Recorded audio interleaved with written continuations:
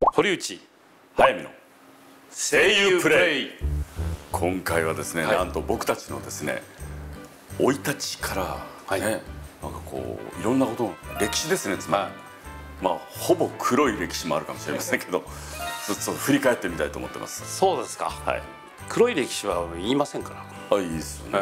生まれてから声優デビューを果たして、1990年までを振り返っていきたいと思ってます。一番この波乱万丈だった時代ですね。練習中どうしてもオンエア見ると自分だけ浮いて聞こえたんだよね。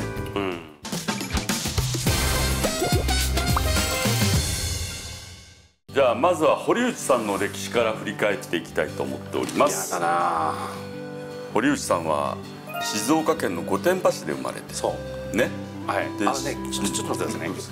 厳密に言いますとね、僕ね北海道の旭川で生まれたんですって。そうなんですか。俺も最近知ったんですけど、これがね、だから生まれたのも半年ぐらいしかいなかったらしいんですよ。だから育ったのは御殿場だから、なるほど。もうそれはある意味御殿場で生まれたようなもんだっていうことみたいですよ。じゃあまあまあ御殿場ってことで、で小学校に入って入りましたね。この黒塗りが後でどうもクイズになる。クイズですよこれ。はい。でもこれ大事ですよ。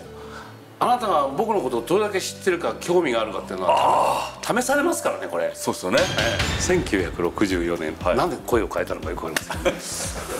堀内健優、御殿場小学校に入学、ね、を褒められ、後にゲレレを目指すきっかけに。私ねもう大体分かってますよ。また言っていいですか。はい。堀内健優小学校入学、口説きのテクニックを褒められ後にホストを目指すきっかけに。小学校ですよしかもど田舎の田舎はそんなことで怒られますけどこれねもうちょっとあれなんですよ、現実的に今の職業に関わるような感じです。堀内健優小学校入学、声の大きさを褒められ後に声優を目指すきっかけに。惜しい。はい。惜しい。惜しい。正解はこちらです。朗読を小学校で朗読褒められたんですか。そうなんですよ。俺ね褒められたことってあんまないんで、これ唯一覚えてるんですよ。先生に読んでみろって言われて読んでそしたらもういろいろ声を変えるし、あんたあと土地んないよねって言われたんですよ。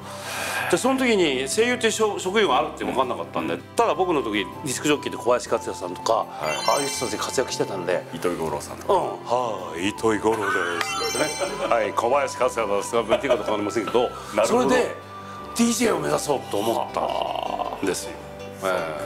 で中学に入って野球部に入部し、野球は中学から始めたんですか。小学校の時は僕ねちょっと自慢で申し訳ないんですけど、天才的にうまかったんですよ。ソフトボール。小学校の時はね。で中学になって野球上手投げになった。そうです。でキャプテンも務めたんですか。今で覚えてるのはすぐそばに川が流れてるんですよ。ほんで1年生が「健さん」って言って俺キャプテンで3年生と川にボール拾いにみんな行ってるんですが、なんか女性のエロ本が流れてきましたってお練習中です早く拾えで1年生に「部室にお前しまっとけ」って言っててそういう野球部だったんですけど、静岡県でもう本当に3本指に入るぐらい強いチームでした。芹沢明治もそうです。芹沢明治は野球部の後輩なんですよ。明治は同級生、ゴルフの芹沢プロが俺が1年生の時の彼が1年の時の3年のキャプテン。なるほど。じゃあ一緒にエロ本を拾った間からなんですね。あいつは名誉のために俺が全英オープンとかの解説やってますからね今ね。誰が拾ったのか僕には分かりませんけど、それでスポーツ特待生として日大の三島高校に入学。そうです。野球部でピッチャーを務めた。2年生の頭ぐらいにもう投げられなくなって転校しました。この肘ですか。肩とか肘とかで転校することになって逗子海星高校に。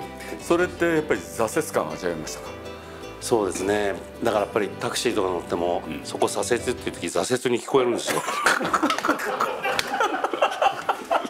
高校生でタクシー乗らないから。はい。じゃあクイズです。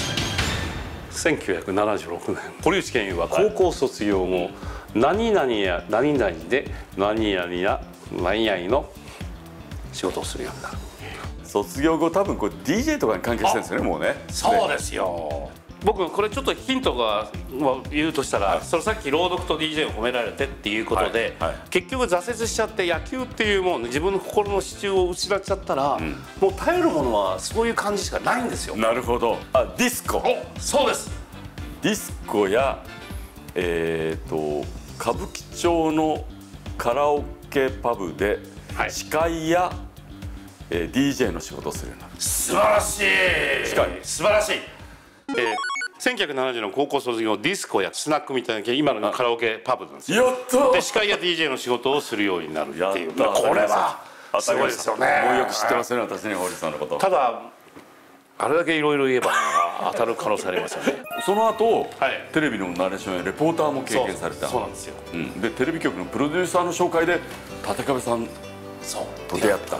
ジャイアントで、それでね、壁さんがやっぱ亡くなるまで、お亡くなりになるまで一緒にいました。そうですよね。初めて会った時思い出すな、壁さんの顔。怖かった。さあそして、特撮番組「アンドロメロス」のオーディションに合格し、アンドロウルフ役で声優デビュー。そうです。これ円谷プロですよ。円谷さん。でデビュー作でしょ、いい役でしょ。毎日居残りですよ。ウルフかっこいいわけだから、アンドロウルフとかやるわけですよ。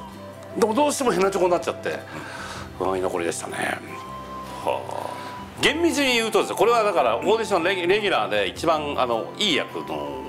なるほど。っていうことですね。本当のデビュー作は「ときめきトゥナイト」、赤坂のねスタジオで生徒1だったと思うんですけどね。高校生。高校生。そういい思い出ですね。いい思い出ですよ。もう声優プレイ。じゃあ次は速水さんのすいません、デビューからね、1958年8月2日、誕生日近いですね。兵庫県高砂市で、合ってますね、漢字。合ってます。男3兄弟の末っ子として生まれる。そして時代は江戸。遡るな。1965年、小学校に入学。これはちょっといらない一文でしたね。可愛い少年時代を過ごす。いや僕にしたら可愛いですね。可愛いですか。さあクイズきましたよ。速水翔中学校入学。さあ何部に入部しキャプテンを務めたでしょう。これいいですか。キャプテンを務めるっていうことは運動部ってことじゃないですか。おお。卓球部。近っ。近い。近いですか。丸いですよ。バレー部だ。当たり。そうですよ、バレーボール部。はい、正解です。バレーボール部でした。悔しいな、2回目だったっていうのは。卓球やってるって言ってたような気がしたんだけどね。卓球はやってないですね。そして高校入学して演劇部に入りました。いや、ここが演劇部だね。で、高卒後東京で僕は貿易会社で働きながら。それは聞いてなかったな。あ、そうですか。そうなんですよ。貿易会社で昼働いて、夜青年座の養成所で芝居を学びました。でそれから式に入団して演劇を、でも式に入ったっていうのは結構ね、式で勉強したっていうのは結構有名ですよね。ああ、そうですね。歌とかうまいし、やっぱミュージカルやってたからじゃないのって必ずみんな言ってましたもんね。でもあの頃式はミュージカルやってなかったんじゃないですか。やってました。僕が入って辞める頃にねミュージカルになって、あれですよ、コーラスラインですよ。もう朝から晩までずっとダンスで、僕もそんなつもりで入ってないから、で辞めたんですよ。で80年にクイズですよ。年表クイズ4、速水翔日本放送アマチュア声優ドラマコンテスト80に応募し転んだ。惜しい。いや、こんなの簡単じゃないですか。見事優勝です。正解、どうぞ。グランプリを受賞。ほら、ほとんど合ってるみたい。すみません、賞金10万円いただきました。いや、それはわかんないですけどね。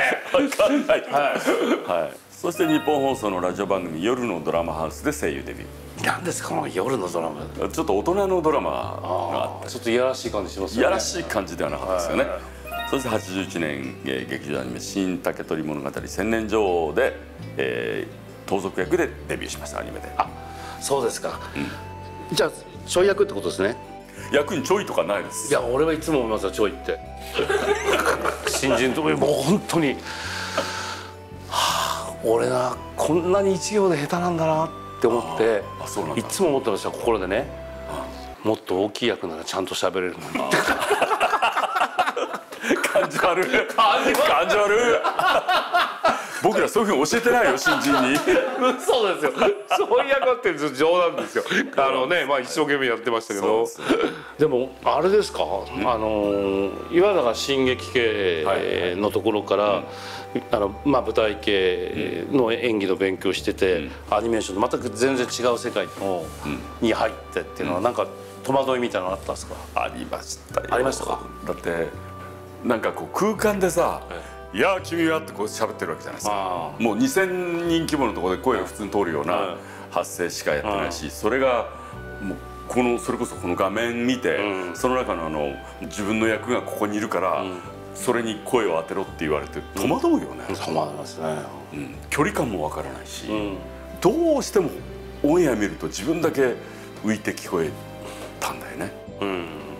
浮いてたりしてね。浮いてたんだ浮いてました、浮いてましたよ。だからそのところからどうしたらなんか人とこう馴染みながらも自分の個性を出せるのかとか、じゃあ今まで学んできたものは何の意味もないのかとか考えながらやっていって、やっぱこうかって分かるまで 4,5 年かかったかな、やっぱりね。僕もだからこの世界に入った時にね、なんか一番感じたのは、それ誰に言ってるセリフなんだよって言われた時分かんなかったの、全然。なるほど。だから遠いんだよセリフがって言われても分かんなくて、あ、こういうことか、こうやってね会話してることの延長線上なのって分かるのはやっぱ相当かかったもん。かかるよね。僕もやっぱり遠かったから、で自分さえいい声でいい発声でいいテンションで喋ればいいと思ってたから、これがダメだったね。そうだよね。声優プレイ。まあアニメデビューってね、当時全然声優学校とか僕ら2人とも入ってないから、どうやっていいか分かんなかったもんね。分かんなかった。まるっきりですよ。業界用語でいつも苦労しちゃったのは、ウィスパーでやってくれって初めてやった時に、隣にベテランの方たちもいらっしゃって「すいません、ウィスパーって何ですか？」いや分かんないけど監督怖いからお前聞かない方がいいぞって、多分ウィスパーだから激しくだから消息すればいいんだよ。跳躍おかしいじゃないですか。大人明るく喋りゃいいんだよとにかくって言ったら真逆だったんですね、あれね。アニメなんてもうだってさ、最も絵がない時代だから黒波線とかさ、黒波線が消えたらそこで一回口を閉じる、分かんないってすんだよね。分かんないです。黒い線はあなたの口、いやあなたの役が喋ってる線ですよっつって、色分けでキャラクターしてるね。青い線、赤い線、グリーンの線。それでパッて消えるとそこで口を閉じてるってこと。それでまた黒い線が出てくる、ここからまた喋り出すっていうね。これが瞬時のうちに出てくるのね。それ見ながら台本見ながらやるなんてちょっとね困っちゃうよね。俺でも今でも新人の時の失敗っていうのは大体新人はやられをやらなきゃいけないからね。あったあった。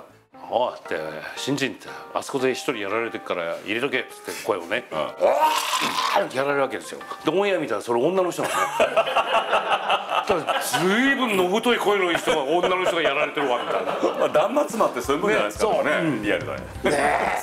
はい、切られてるお前なんて言われたら「はい、切られ7」っつって「はい7目」っつって「あ同じすな」って言われてあったあった。5000回ぐらい殺されましたよ俺。そう。俺でもね、ほとんどそこ入ってない。ズルしてたんですか。こんな俺が血だるまになってる間に。いや、お前入んなくていいって言われてた。メインが多かったっていうことを言いたいけどね。声がねダメだって言われた。お前変えられないだろうっていう。そんなさ七色のやられ方なんかできなかったから、今もう一回やってください。もっと太い人。やめてください。いやセリフはいいんですけど。3番目の人もう一回やって。そんなことばっかってましたよ。もう面白かった。面白かった。どうですかマクロス。それはそこで僕初めて声優ってこういう世界なんだって分かったな。俺は心の中で欲しいって本気で怒ってる。じゃャンネル登録よろしくお願いします。